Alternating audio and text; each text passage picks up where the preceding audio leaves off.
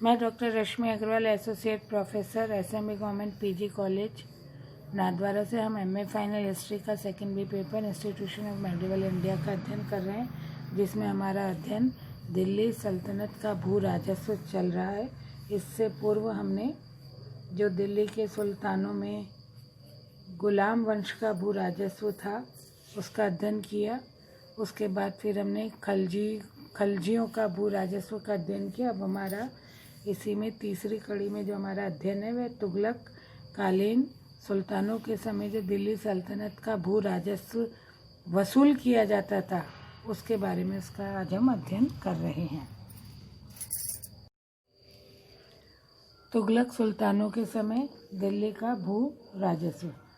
गयासुद्दीन जिस समय सुल्तान बना तब उसे भू राजस्व को बढ़ाने की आवश्यकता अनुभव हुई और इसमें उत्तरोत्तर उसने दिशा में काम भी किया। गयासुद्दीन एक ऐसा सुल्तान था जिसको परिस्थितिवश एक विशाल सेना के रखने की भी आवश्यकता थी। साथ के साथ वह राज्य के सैनिक अमीरों को भी संतुष्ट रखना चाहता था। इस प्रकार भू राजस्व की दर को वह इतना कम कर केवल पतन को ही आमंत्रित कर सकता था। ऐसा माना जाता है कि उसने आदेश दिया था कि किसी एक वर्ष में एक इक्ता के राजस्व में 1/10 या 1/11% से अधिक वृद्धि न हो। यह संभावना इसलिए और अधिक मान्य हमको दिखाई देती क्योंकि उसकी भू राजस्व की नीति में उत्तरोत्तर बढ़ोतरी की थी।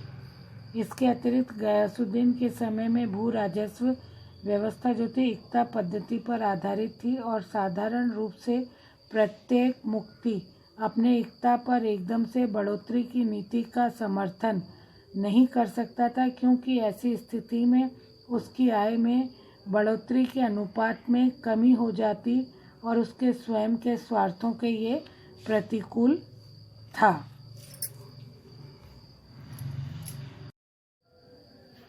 गयासुद्दीन तुगलक ने इसके अतिरिक्त अधिकारियों को आदेश दे रखा था कि भू राजस्व की मांग पूर्णतः हासिल पर आधारित हो।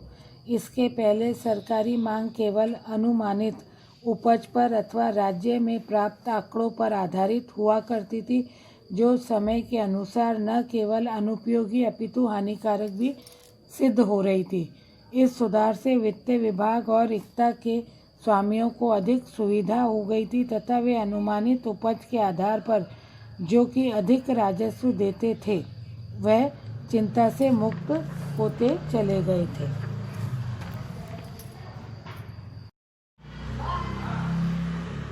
गयासुद्दीन तुगलक अलाउद्दीन के समान खूत और मुकद्दमों के प्रति कठोर नीति का पोषक नहीं रहा था। गयासुद्दीन ने उन लोगों को पुराने अधिकार पुनः दे दिए थे और उन्हें कर मुक्त भूमियों के अतिरिक्त चारागाह कर से भी मुक्त कर दिया था। इस आधार पर वे जनसाधारण से राज्य द्वारा मान्य करों के अतिरिक्त कोई अन्य दूसरा कर वसूल नहीं कर सकते थे।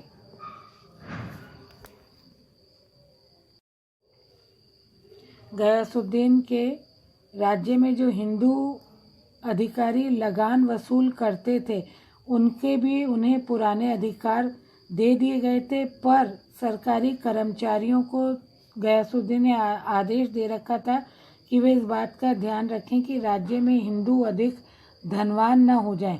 कर्मचारियों को किसानों की भलाई के लिए प्रयत्नशील होना चाहिए, ऐसा सुल्तान का आदेश था। यदि कोई अधिकारी किसानों से बहुत अधिक कर वसूल कर लेता था तो उसे कठोर दंड दिया जाता था, परंतु साधारणतः कठोरता करने पर कोई ध्यान नहीं दिया जाता था।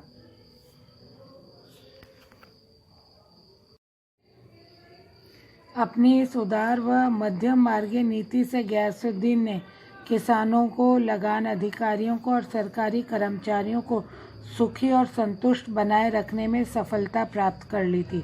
राज्य के भू राजस्व की प्राप्ति में वृद्धि हुई थी, कृषि योग्य भूमि में वृद्धि हुई थी और इस वृद्धि के आधार पर गयासुद्दीन अपने साम्राज्य विस्तार की नीति को क्रियान्वित करने में सफल भी हुआ था। गयासुद्दीन तुगलक की मृत्यु के पश्चात मोहम्मद बिन तुगलक दिल्ली का सुल्तान बना। उसने भी अपने समय में भू राजस्व व्यवस्था को सुचारू रूप से चलाने का प्रयास किया था। मोहम्मद तुगलक ने स्वयं राज्य के कामों में रुचि दिखाकर अनेक नियमों व अध्यादेशों को लागू किया था।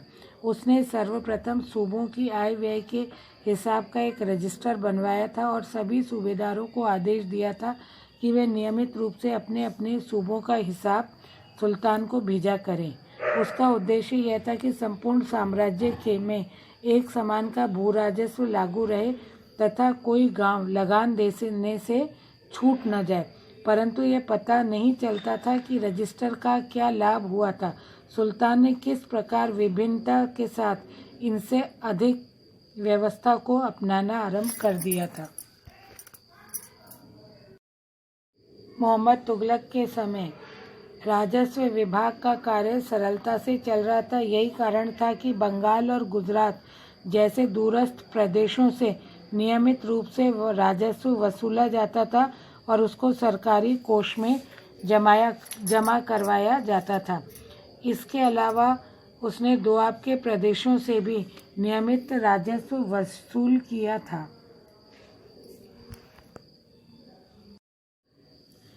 इतिहासकार बदायूनी ये मानते हैं कि दोआब के क्षेत्रों में सुल्तान मोहम्मद के द्वारा कर वृद्धि कर दी गई थी, क्योंकि दोआब के घनी आबादी जो थी हिंदुओं की थी और वह सदैव हमेशा मुसलमान शासकों का विरोध किया करते थे। इसलिए उनको नियंत्रण में रखने के लिए कई बार सुल्तान के द्वारा कर में ये वृद्धि कर दी गई थी। समकालीन इतिहासकार बर्नी भी इस कथन के विषय में कुछ ज़्यादा स्पष्ट तो नहीं कहते हैं, किंतु वह यह अवश्य स्वीकार करते हैं कि दोआब के क्षेत्रों में सुल्तान के द्वारा कर वृद्धि की गई थी, जिसके कारण दोआब के किसानों की स्थिति बहुत ज़्यादा दयनीय हो गई थी और सरकारी कर्मचारी बड़ी कठोरता के साथ कर वसूल किया करते थे।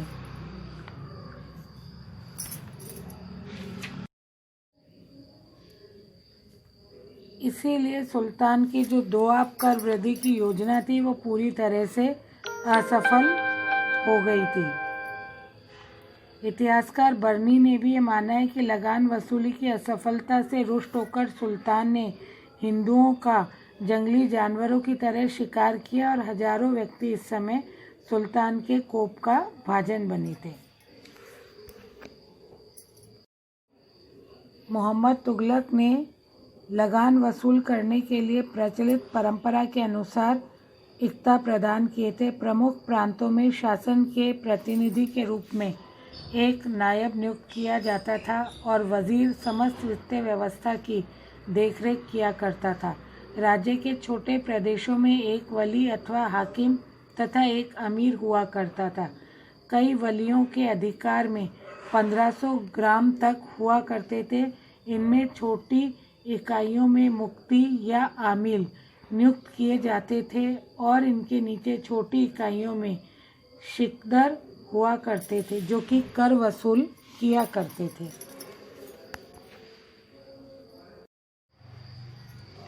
किंतु इतना सब होने के बाद भी मोहम्मद तुगलक के समय जो राजस्व की स्थिति है वो थोड़ी थोड़ी खराब होने लगी थी और मोहम्मद तुगलक की मृत्यु के समय तक तो हम ये मान सकते हैं कि आर्थिक स्थिति थोड़ी शोचनीय हो गई थी। इसके उपरांत फिरोज शाह तुगलक दिल्ली का सुल्तान बना।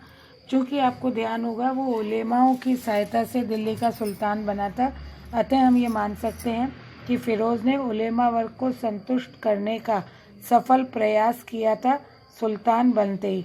पिछले 50 वर्षों में उलेमाओं के प्रति अत्यंत उदासीनता की नीति दिल्ली के सुल्तानों ने अपनाई थी और क्योंकि इस वर्ग का प्रजा पर सक्रिय प्रभाव था, इसलिए फिरोज ने इस वर्ग को अपनी ओर मिलाने का प्रयत्न किया था।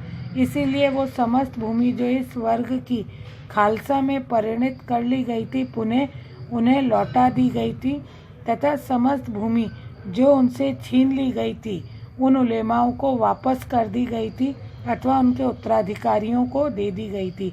फिरोज के पहले प्रांत के राजस्व अधिकारी प्रांत की आय व्यय का लेखा जोखा प्रस्तुत करते थे, परंतु अब सुल्तान द्वारा उन पर आय बढ़ाने का दबाव डाला जा रहा था। इसके अतिरिक्त इन राजस्व अधिकारियों को समय समय पर सुल्तान को भेंट देनी भी पड़ती थी, जिसका भार अप्रत्यक्ष रूप से किसानों पर ही पड़ रहा था। फिरोज ने लगभग इन प्रथाओं का अपने यहाँ अंत कर दिया था। फिरोज तुगलक ने राजस्व में कई सुधार किए थे। फिरोज के समय लगान पैदावार का 1/3 से 1/5 भाग तक लिया जाता था। उसने आदेश दिया था कि लगान हासिल के आधार पर वसूल किया जाए और इसके अतिरिक्त किसानों से कोई दूसरी मांग न की जाए, परंतु इससे भी अधिक महत्वपूर्ण योगदान फिरोज के द्वारा सिंचाई के लिए नहरों का निर्माण किया गया था। संभवतः गयासुद्दीन तुगलक प्रथम ऐसा शासक था जिसने नहरों का निर्माण के संबंध में महत्वपूर्ण कदम उठाए थे, जिससे कि किसान और लगान और जो किसानों के द्वारा सिंचाई की जा रही थी अपने खेतों में, उसमें ज़बरदस्त तरीके से लाभ हुआ था और इजाफा हुआ था। फिरोज के ये सुधार लाभदायक सिद्ध हुए थे। कृषि योग्य भूमि में वृद्धि हो गई थी, व्यापारिक सुविधाएं बढ़ी थी और सिंचाई कर के रूप में राज्य की आय में भी वृद्धि हुई थी। परंतु इसके अतिरिक्त नहरों के किनारे पर अनेक नई आबादियां भी बसाई गई थी। यहाँ तक कि अकेले दोआब में ही लगभग 52 नई आबादियां दिखाई देने लगी थी। इतिहासकार अफीफ लिखते हैं कि एक गांव भी अब उजाड़ नहीं रहा था और न ही एक वर्ग गज भूमि बगैर जुताई के रही थी। अफीफ ने आगे भी लिखा है कि जीवन की आवश्यकताएं प्रचुर मात्रा में उपलब्ध थी और फिरोज के संपूर्ण शासनकाल में बिना किसी प्रयत्न के अनाज के मूल्य अलाउद्दीन के समय के समान ही काफ़ी कम व सस्ते थे। फिरोज ने इन नहरों से प्राप्त पानी के आधार पर पूर्वी पंजाब के प्रदेशों को उपजाऊ बना लिया था और किसानों को शीर्षस्तर फसलें जैसे गेहूं, गन्ना आदि की खेती करने को प्रोत्साहित भी किया था।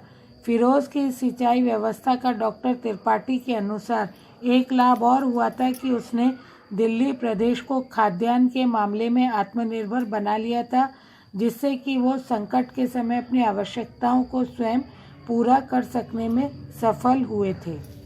फिरोज ने भू राजस्व से आय बढ़ाने के लिए दिल्ली के निकट 1200 फलों के बाग लगवाए थे, जिससे उसे प्रति वर्ष लगभग 1,80,000 टके की आय प्राप्त हुआ करती थी और इस प्रकार उसने समुचित रूप से राज्य की आय में वृद्धि कर ली थी। फिरोज की भू राजस्व नीति सर्वथा दोषमुक्त नहीं थी। उसमें मूलतः 2 दोष पाए गए थे। पहला, उसने भूमि को ठेके पर देने की नीति अपनाई थी, जिससे भूमि ऊंची से ऊंची बोली लगाने वालों को दी जाने लगी थी। ठेकेदार भी किसानों से अधिक धन लेने का प्रयास किया करते थे, जिससे अंत में किसानों पर कर का भार अधिक होता जा रहा था। दूसरा, सुल्तान ने जागीरदारी प्रथा को प्रचलित किया था और जागीरें केवल राज्य के बड़े पदाधिकारियों को ही नहीं अपितु सभी महत्वपूर्ण सैनिकों और असैनिक अधिकारियों को दी जा रही थी। इससे राज्य पुनः छोटे छोटे भूभागों में बंटने लगा था, जो राज्य की सुरक्षा व किसानों के हितों के प्रतिकूल रहा था। जमींदारों से यह आशा करना कि वे किसानों के हितों का ध्यान रखेंगे, यह संभव नहीं था। इन दोषों के रहते हुए भी फिरोज ने राज्य में प्रजा सुखी व विश्वसनीय रहे, इसका पूरा ध्यान रखा था। कम से कम राजस्व नीति को लेकर तो हम ये स्पष्ट रूप से मान सकते हैं।